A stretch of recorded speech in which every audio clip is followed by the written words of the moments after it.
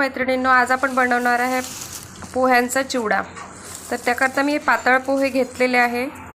तर त्याकरता सर्वप्रथम एक मोठं वाटण घेतलेलं आहे मी आणि त्यामध्ये मी घालणार आहे थोडंसं तेल आणि त्यामध्येच आपल्याला घालायची आहे मैत्रिणींनो, इकडे दुसरीकडे मी तेल गरम करायला ठेवलेलं आहे। कढईमध्ये थोडंसं तेल घालते आहे, त्यामध्ये आपल्याला शेंगदाणे आणि दालिया तळून घ्यायचे आहे। मैत्रिणींनो, इकडे आपले पोहे छान कडक भाजून रेडी झालेले आहे। तुम्ही बघू शकता हळद आणि तेल टाकून आपण याला भाजून घेतलेले आहे। छान कुरकुरीत आणि कडक असे झालेले आहे। इकडे आपले तेल पण छान गरम झालेले आहे आणि यामध्ये मी घालणार आहे शेंगदाणे। तर आपल्याला हे शेंगदाणे छान तळून घ्यायचे आहे। तर मैत्रिणींनो, आपले शेंगदाणे छान तळून रेडी झालेले आहे, ते मी यामध्ये पोह्यामध्येच घालणार आहे डायरेक्ट। तर मैत्रिणींनो, आपला दालिया सुद्धा तळून रेडी झालेला आहे, तो सुद्धा मी यामध्ये पोह्यामध्ये घालणार आहे डायरेक्ट।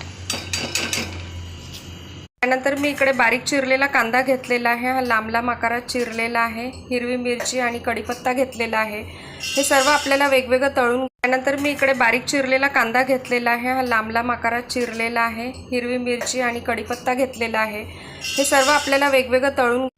तर मैत्रिणींनो, इथे मी कांदासुद्धा छान लाल तेलामध्ये तळून घेतलेला आहे, तो सुद्धा डायरेक्ट मी या पोह्यामध्ये मिक्स करणार आहे। बघू शकता हा छान लाल। त्यानंतर मैत्रिणींनो, हिरव्या मिरच्यासुद्धा मी छान तळून घेतलेल्या आहे, कडक करून घेतलेल्या आहे, त्यासुद्धा मी यामध्ये घालणार आहे। तर अशाच प्रकारे आपल्याला कढीपत्तासुद्धा तळून घ्या। त्यानंतर हे तळणीचं तेल जे उरलेलं आहे त्यामध्येच मी आता घालणार आहे मोहरी। तर आपण थोडीशी मोहरी घालूया, गॅस थोडी कमी करायची आहे आपल्याला। तर मैत्रिणींना आपण तेलामध्ये हे सगळं जे घातलेलं आहे, जिरे, मोहरी, धणे क्रश केलेले, त्यानंतर तीळ आणि थोडीशी खसखस आपले छान झाले। नंतर आपण गॅस बंद केलेली आहे। त्यानंतर मी या तेलामध्ये या मसाल्यामध्ये घालणार आहे थोडीशी हळद आणि थोडंसं चवेपुरता तिखट घालणार आहे। मिरच्या घातलेल्या बघू शकता, हा मसाला आपला छान झालेला आहे मैत्रिणींनो, आणि यामध्ये आपण घालणार आहे।